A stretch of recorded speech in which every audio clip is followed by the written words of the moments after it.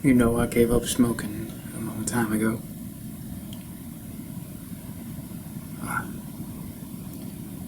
I could still feel it.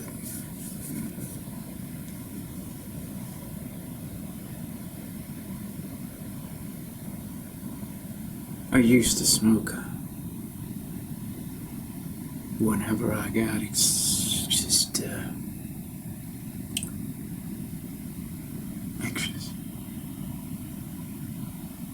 When I didn't know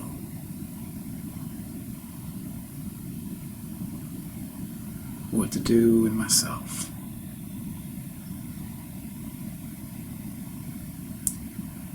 When I look at you, I kind of feel like smoking again.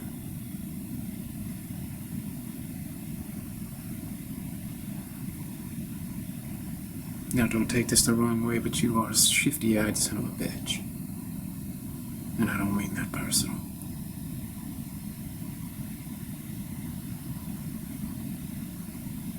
But you do have a way about you.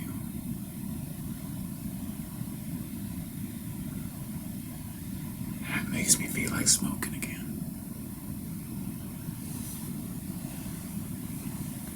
Now, my girlfriend, she gets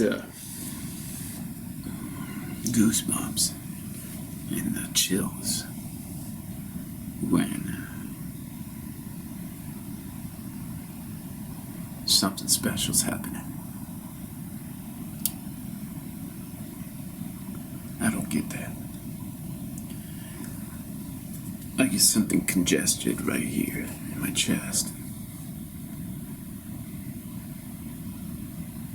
It's one of them signs, if you will.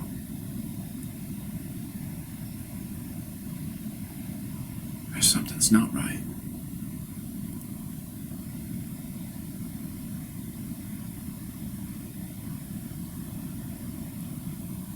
Now, I don't know where you came from, and I do not know what you want. But you better be true. You better be the real thing. I see that. You don't got any hair on your chin, so when you're nervous, it starts to quiver. People like me notice that.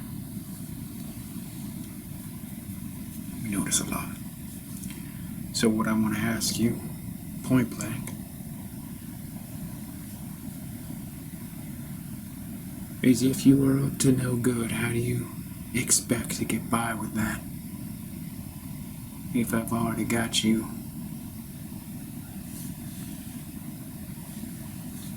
in my sights. Right? Right? You gotta earn my trust. And you got a little coyote in you, that coyote trickster. I see it a mile away. I do. Coyote. When I was growing up, I heard me a lot of coyotes. That's right. My dad would used to go out there with a rifle. Just shoot into the thicket at night, hoping to hit something. He knew he wasn't gonna hit anything, but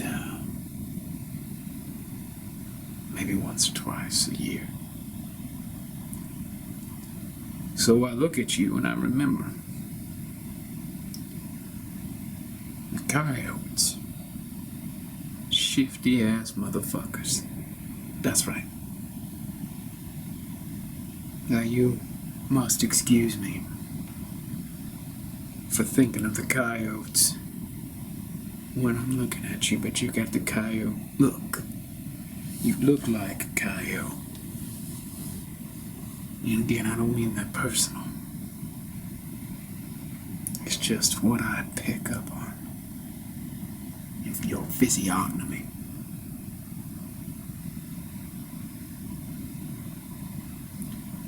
Okay. All right. I like that word, by the way, physiognomy. That's nice.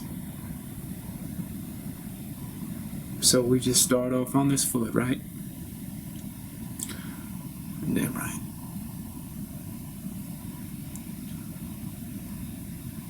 So, you're the boss. How do I get the trust of the boss? Right? Because I've been hearing about you for a while now, and is it true what they say? You need a sidekick, don't you? You need a sidekick. I can be that.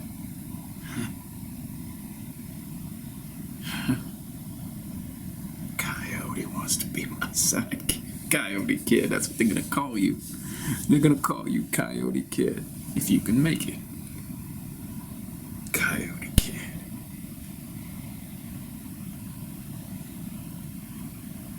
I'll take a nickname like that. I surely will. If I can be your sidekick, I will take that nickname. Yes.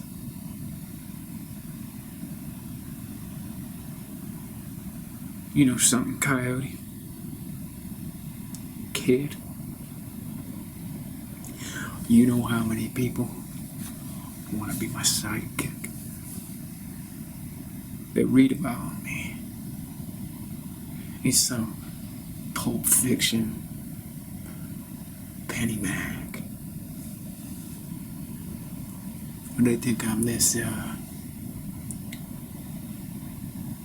legend. And they read about all my kills. Yeah. But I don't tell anybody who I kill. So I get them yellow-bellied journalists coming up to me, asking me how many people I kill. I tell them how many people I kill. That's not so hard. It's when they want to know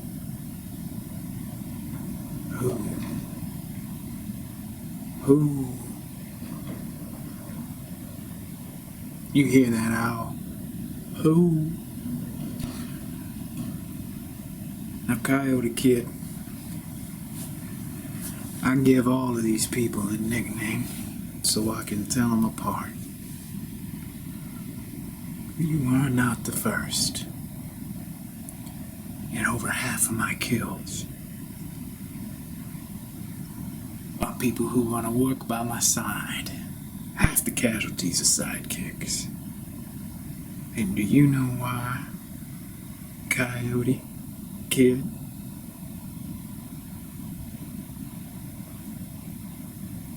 No, sir, I do not know why. But if you would kindly oblige, educate me. Educate me some.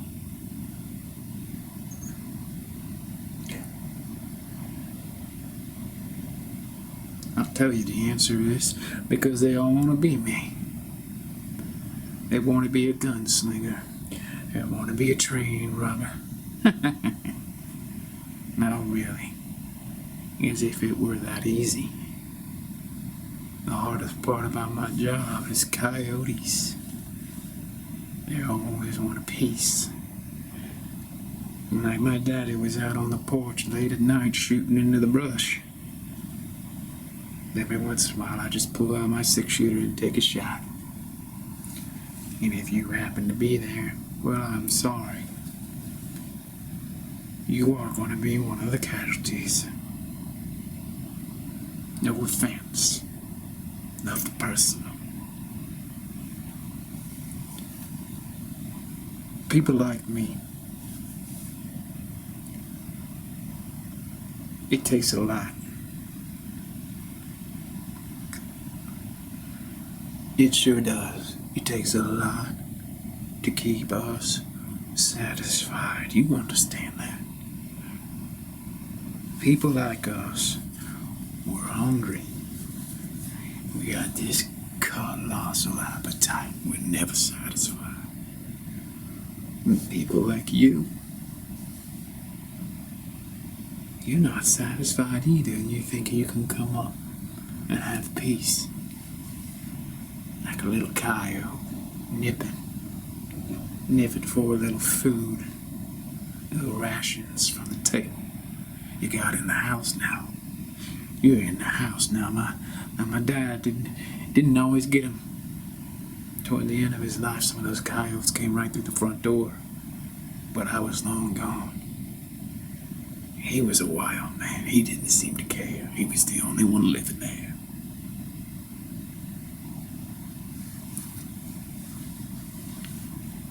So, Coyote Kid, with your eyes down, you can look at me now. You can look at me. What do you see?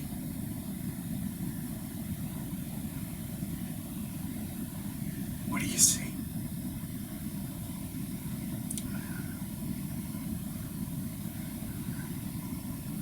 I don't know, sir. I'm just thinking a lot about what you're saying, and I guess that does make a lot of sense. A lot. Because, well, I suppose if I was you, I would be distrusting people too. All sorts, everybody. Even the people that I've been riding with for a long time now. A long time. You can't trust no one. That's right. You can't. So I want you to know something. Don't take it personal if I shoot you. It's business. Doesn't mean I don't like you, it just means I don't trust you. If I see anything that I won't trust in them shifty eyes of yours, I'll just pull out my revolver and make haste.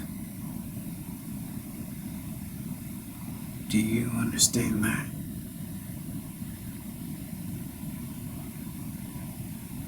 Well, sir, I cannot expect you to do anything other than that, but I do not know if I'm that pure. And what if I wake up on the wrong side of the bed, you know? You could have put a bullet in my head.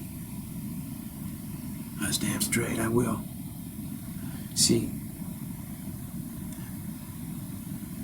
I don't know who is coming for me. Ever. And I don't stick around to ask questions. 'Cause that's a second or two that I lose. It's a second or two that I lose. If you were in my shoes, you would do the same thing, would you now, Coyote Kid? Would you?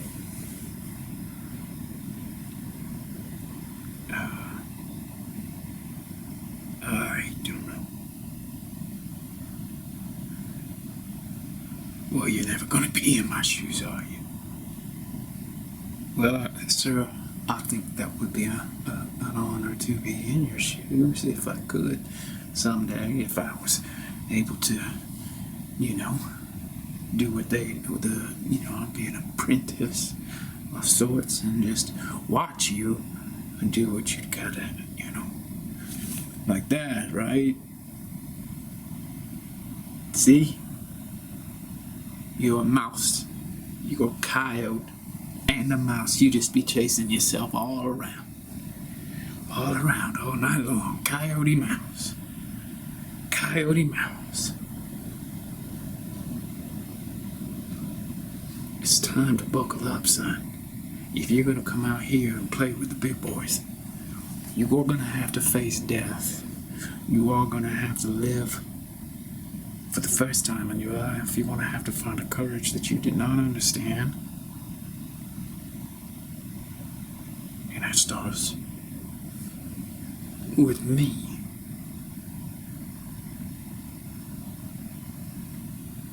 I might just slap you upside the head. You can't give me a cross look. You cannot curse me under my breath. I might just provoke you to provoke your death. Are you gonna be able to stand down? You won't be able to find that resource in yourself if a man is on top of you, abusing you, wailing on you, plunging you into a bloody pulp. Are you gonna be able to resist? Because right now, the posse is 10 proved men. Some of them are kin. Do you know how many Coyote kids read about me? Do whatever they can, spend their allowance to come and find me. Sit on a deck, smoking a cigar with me. Feeling like they're here for the ride of their life. I keep the posse at 10, including me. 10. Now we are 10 already. So how are you going to be part of the posse, Coyote kid? I don't know. Sir, I would not know the answer to that question. I'm hoping that you could maybe find a space for me. No. There is no more space left. So you're gonna have to kill one of them just to make an opening. You want me to do that, sir? Oh, I didn't say I want you to do that. I'm just telling you, there's no more space left. One of them guys gotta die. And I would not recommend approaching any of them, because they know that if you want to be my sidekick, that one of them's got to go. So they're going to be seeing you 100 miles off. You better be a good shot.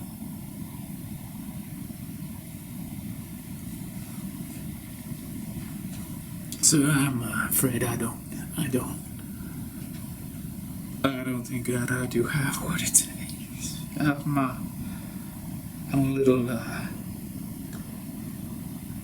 a little insecure about my shot from 100 yards out. It's probably not that good. Then why you want to be my sidekick if you ain't got that? I'm gonna tell you right now. See that man over there? He's one of them. I want you to pull out your rifle right now and take a shot.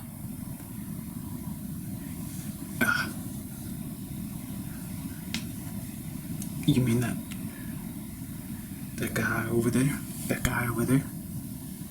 Yeah, the one with the black hat on, cleaning his rifle. 'Cause you know, if you miss, he's gonna turn around. And he's not gonna miss.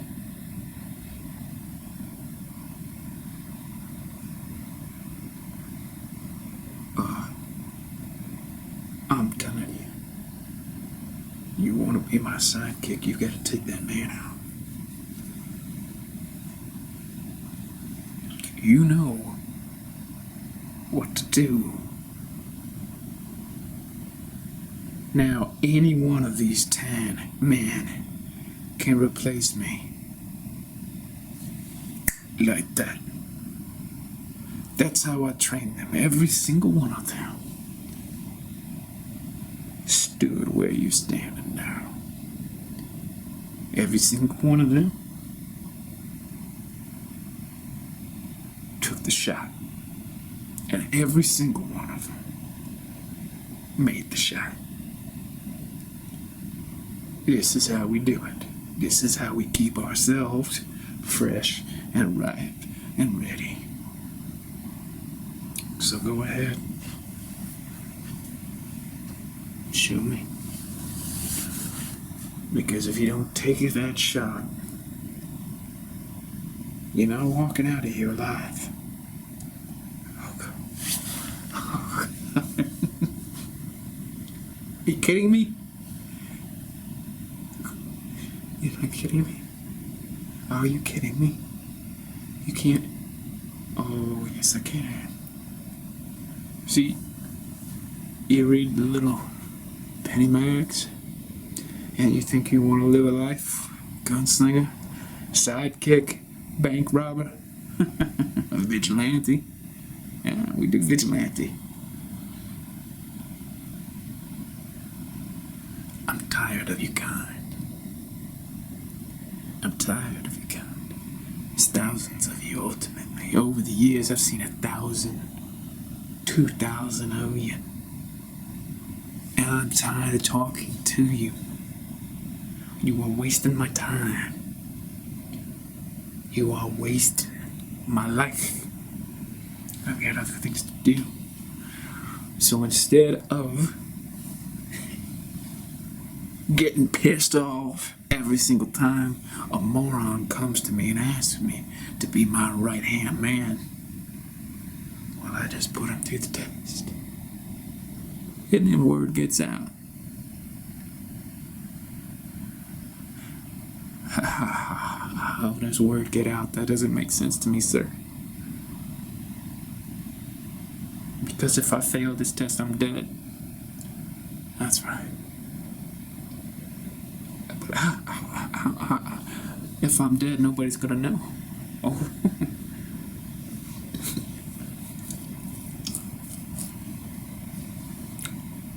We tell people. You know, you sign your name on a ledger.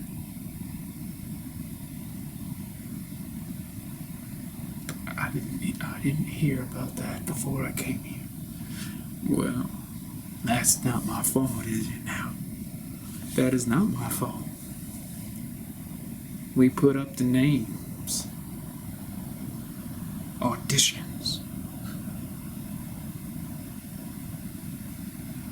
You can't have a great life, son, unless you take great risk. You understand that? Yeah.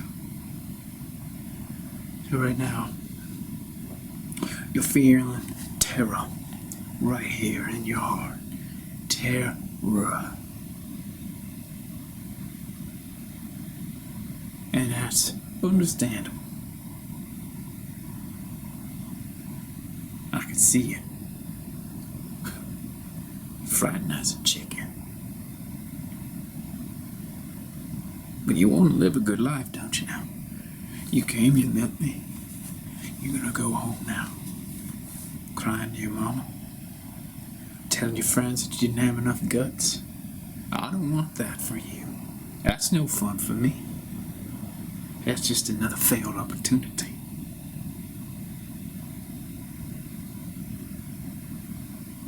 I don't want that either. No, man. They'll just beat the shit out of me back home if they heard I failed here. That's right. Because you thought you could prove something to yourself here.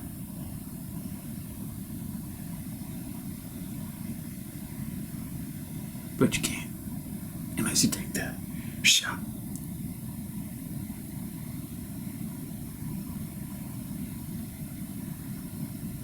Do you want to live? You're going to have to take that man's life. And you better ain't true. Because if he hears that bullet whizzing by him, clipping his ear, I guarantee you, but he will not miss. For real, he will not.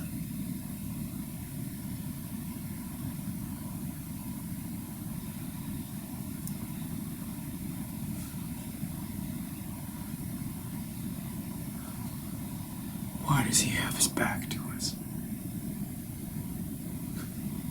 I told him to have his back to us. He's been sitting there, just having a good old time waiting for his death to arrive, because when we go out there, and we rob, we pillage, and sometimes we kill. You gotta be ready. You cannot be efficient if you're not ready. If you haven't said your final prayers to the good Lord above, and if you're not ready to go at a moment's notice. Is that you? Are you ready at a moment's notice to drop that man? Because I gotta tell you something, and I'll tell you something about all these men. All of us are living the best day of our lives right now. The best day of our lives. Do you know the other men envy that man on the log in the black hat? Do you know that they wish they could be right there, waiting? This is the best he's felt in weeks, because he doesn't know whether you're going to shoot him or I'm going to shoot you. And he doesn't know whether you're going to hit him or not. Now, if you miss him, there's nothing for you, because he's not going to miss. I told you that already. Sir, I do not mean to offend you, but I think this is a form of torture.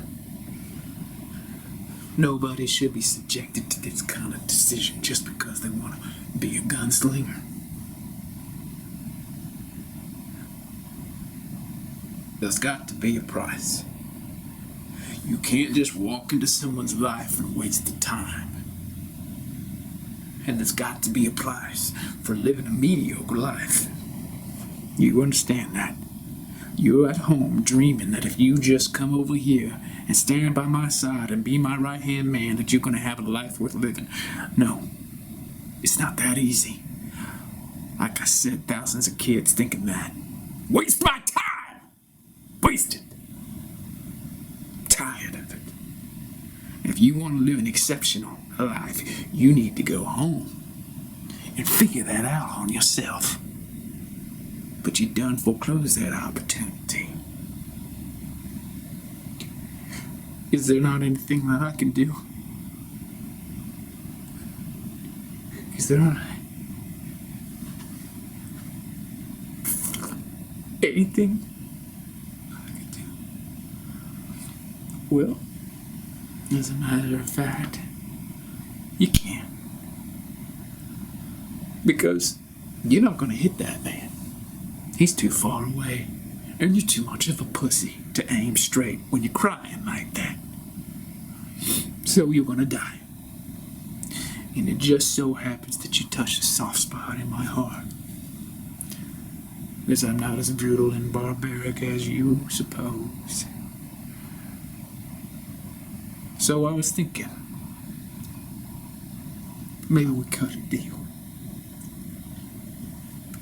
Absolutely so. Yeah. You could shine my shoes. I would love to shine your shoes in my saddle. I would love to shine your saddle. And you can shine the shoes and the saddles of all those other men. Absolutely, sir. Yeah. You see how we do things around here? I do indeed, sir.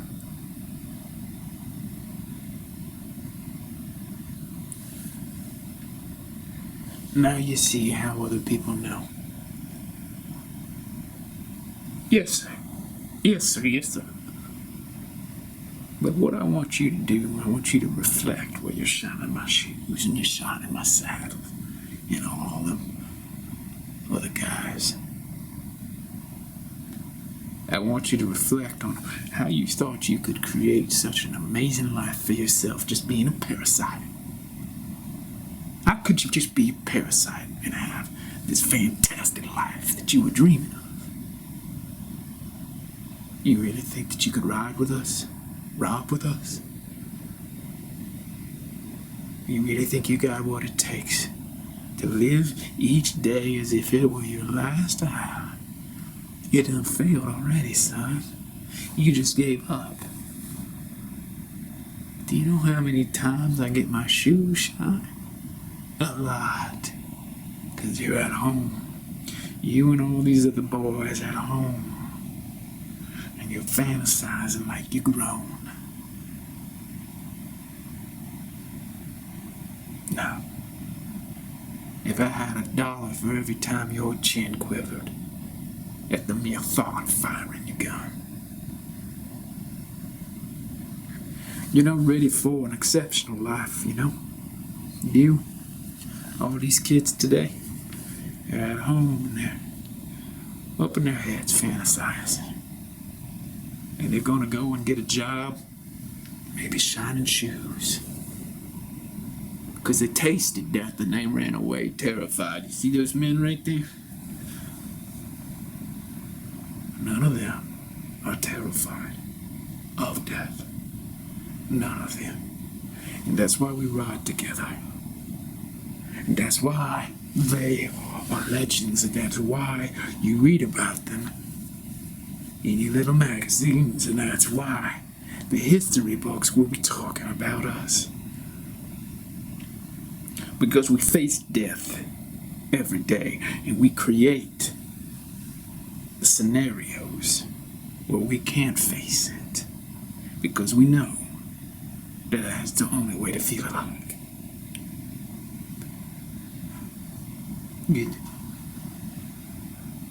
What if I could find a way to feel alive without facing death?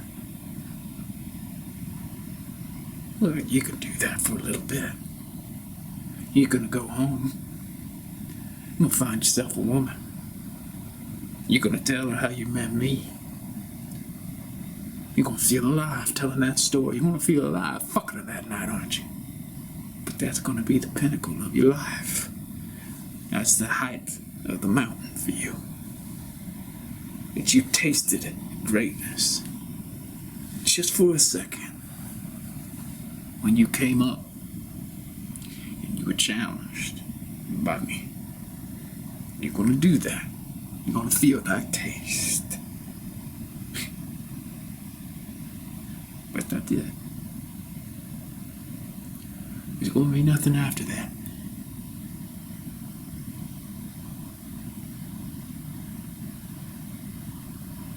So is that what you're ready for?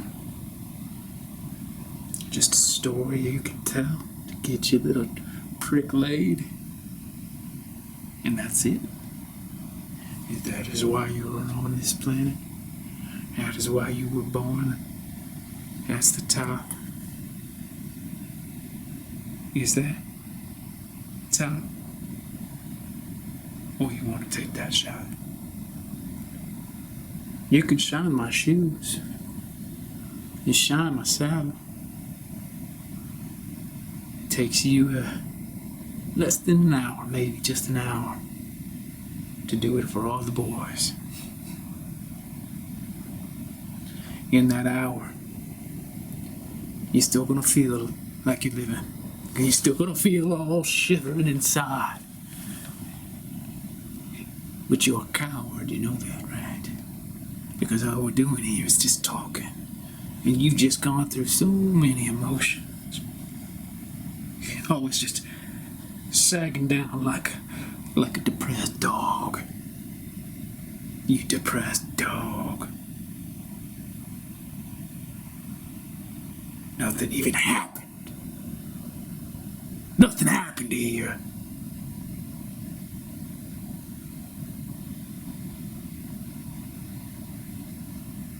You didn't even put your hands on your gun.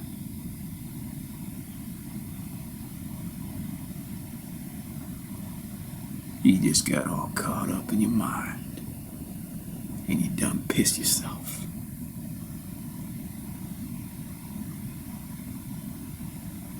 This is the greatest day of your life. I never want you to forget it. And maybe, just maybe one day, you will strike out on your own.